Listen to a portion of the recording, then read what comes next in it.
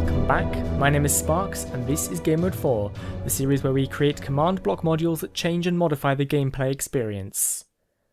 So today is kind of a new modules plus update video, which is a bit different to how I normally do things, but I kind of need to shove them all together. So we're going to go over things in the order that they come into my head. So first of all, there are two new modules. The Master Craftsman's Workbench by Bluefire, and the Recipe Shapes expansion by Logstone, which solves a problem with the crafting system, which you can add if you want to. It's not a breaking bug, it's just a thing. The other thing I need to tell you is that the custom crafting base, you can get the code to install this, this code here, from the Gamemode 4 website as always. So the Gamemode 4 custom crafting, I have updated it. There was a bug with it where if you placed this bedrock box in certain parts of your world, it would not drop the workbench when the custom crafter was broken. Or worse, the workbench would randomly embed itself in the ground when you broke it. So if you have already installed the custom crafter module and it works fine, it's fine, leave it.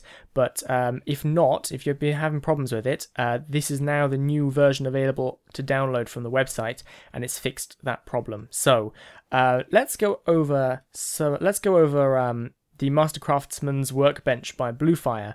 So the first thing we need to do is, now we've installed our custom crafting, we need to install the Master Craftsman's Workbench. That code, which again is available from the website, will be we'll install this at the bedrock level of your world, down underground. That message there is worth paying attention to, because there's a new filter. I'll talk about that in a second, because I'm going to be releasing that to you guys, because people seem to want it.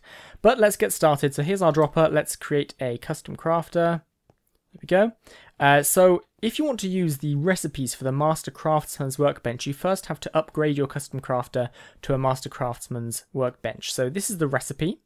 As you can see, this is sort of designed for both crafting and crushing, and also for smelting based on this recipe. So let's just quickly recreate that recipe in here as we just saw it. So 3 pistons like this, cobble in the corners, and then comparators and a furnace. There we go. Now you'll see that this has now changed. So there's a piston on top, and when we look inside, it's now called Master Craftsman's Bench. These recipes here, there's 4 recipes included with this pack, are all about efficiency. So the idea is that if you have this workbench, you have the skill to craft things with a little bit more efficiency. So the first thing we've got is the efficient stone brick recipe. So if we do this, 8 stone surrounding a clay ball, then we will get clay ball, 8 stone, 16 stone bricks, which is basically twice as much as you would get if you just got stone and crafted 8 of them normally. So it's kind of a more efficient way of getting stone brick if you want to, using a clay block. The efficient wood burning is this recipe here. So basically any logs can be put into your Master Craftsman's Workbench, and they will give you a coal block, which is the equivalent of 9 coal, which is about 2 more charcoal than you could get by just burning them in a furnace. So it's a slightly cheaper, faster way of getting coal than burning charcoal. I know charcoal and coal are slightly different, but that's the way that he has it set up. We have an efficient brick recipe, which is this. It uses the ladder as a sort of casting system, and this will give you 4 more bricks than you would normally get for the same amount of clay. So it's 8 clay blocks in a circle. Oops, I am failing to place them. There we go. And then a ladder in the center as a cast. There we go, 12 bricks. And then the final recipe we have over here is renewable lava. So quite basically, it turns netherrack and buckets into lava buckets. So I can put a bucket in the center, take some netherrack, and oh, there you go. A lot of people have got netherrack but don't have lava. So this is a good way of getting a sustainable fuel source that might be worth considering for your world if you want to make things a little bit easier. So that's everything from Bluefire's expansion module. Let me quickly talk about the filter message that you just saw there. If I press this, you'll see it again. Thanks to Gentle Giant, JGC, and Zephonias, I still can't pronounce it, for making this MCEdit filter. I've been talking a lot with them on Twitter. Their original filter turned structures into a single command block like this, but I kind of butchered it so that redstone blocks were placed last to make sure the clock started, and so that it would spawn it at the base of the world. And when I did this, I basically just messed with their code until it worked for their filter. So if you have MCEdit and want this, they have now made me a custom version just for Gamemode 4, which is awesome.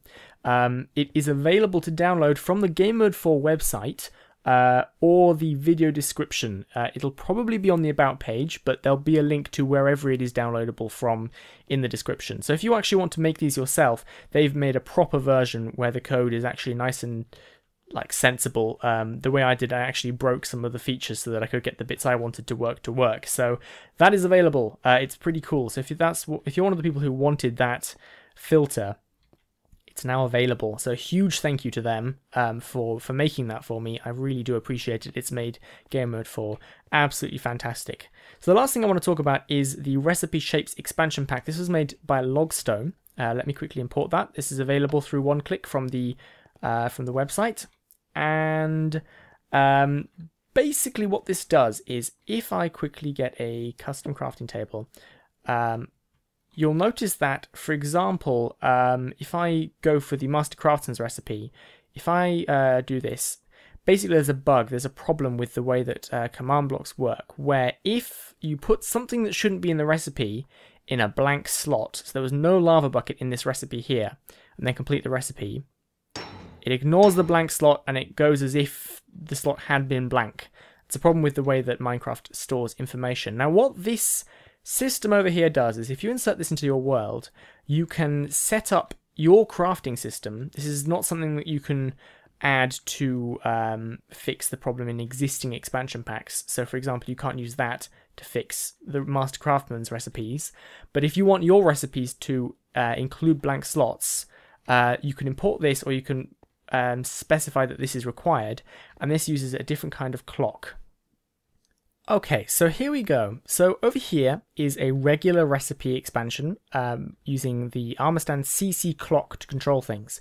Logstone's system, if you want to use a shaped crafting recipe, you use CCS clock. So at the moment you can see that CC clock is pulsing. I've uninstalled Logstone's module for the moment, and CCS clock is not pulsing. If we install this here, like so, then we will see that, first of all, CCS clock here starts pulsing, and secondly, there's a load of recipe shape scores. So the cool thing about this is using a lot of scoreboards, I think 9 scoreboards in total, and this is part of the reason why I didn't include it in the original crafting recipe, because I don't want people who have things that like laggy computers to require all of these extra command blocks. But it's very clever. What it does is, let me quickly show you, first of all, it in action. So over here we have a rose bush. So if we take one of those and we put it in our custom crafter, as you expect, it turns into rose dye. So this recipe is being controlled over here by the CC clock. So this is testing for the double plant for the rose, and this is replacing it with red dye. Now the problem with this system is that, say we've got blocks around here that aren't part of the recipe, and then we put our rose in the middle, it still turns into rose dye. Over here, I've got a second recipe set up. This is using the CCS clock, and you'll see that it's testing for the peonies, and it's replacing it with pink dye. So here's our peony. Let's put a peony in here. We will see that it turns into, oops, I missed, turns into pink dye. However, if we put something in that isn't a correct recipe, even though there's pink dye in the middle, a peony in the middle, it won't convert it. The way this works is that using the recipe shape. So if I put something in the first slot, you will see that there's now a recipe shape scoreboard, which is 1 followed by 8 zeros. So if I put this here, it would have a score of 1, 10. So the way that this works is basically each of these slots is considered as a 1 or a 0. So what we've basically got here is a recipe with a shape of 0, 0, 0, 0, 0, 0, 0, 1, 0.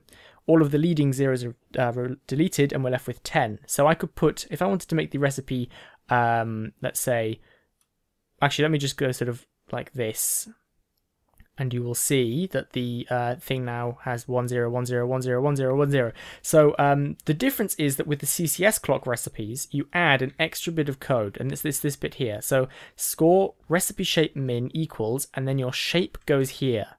So for every slot in your recipe that's empty, starting in the top left and working left to right, top to bottom, you put a 0 if the slot is empty and a 1 if the slot is full. And you need to do that for the recipe shape underscore min and for recipe shape. So you need to type it in twice.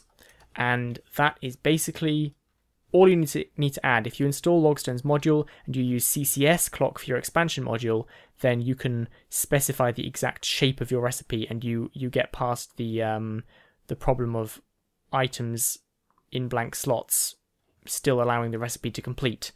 So something worth considering. If you want to know more about making expansion modules of your own with your own recipes, you can check out the video that is linked on the screen right now, hopefully, if I remember. Otherwise, it'll be in the description, or both, which shows you exactly how to add recipes, how to upgrade your custom crafters, to change the name of them and the block on top, things like that, to make recipes exclusive, all of that stuff.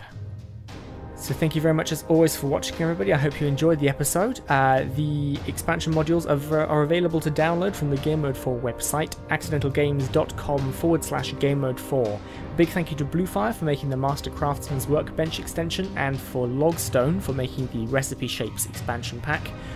Both of those are available as schematics and one-clicks. I hope you find them useful, and I will see you next time. Bye.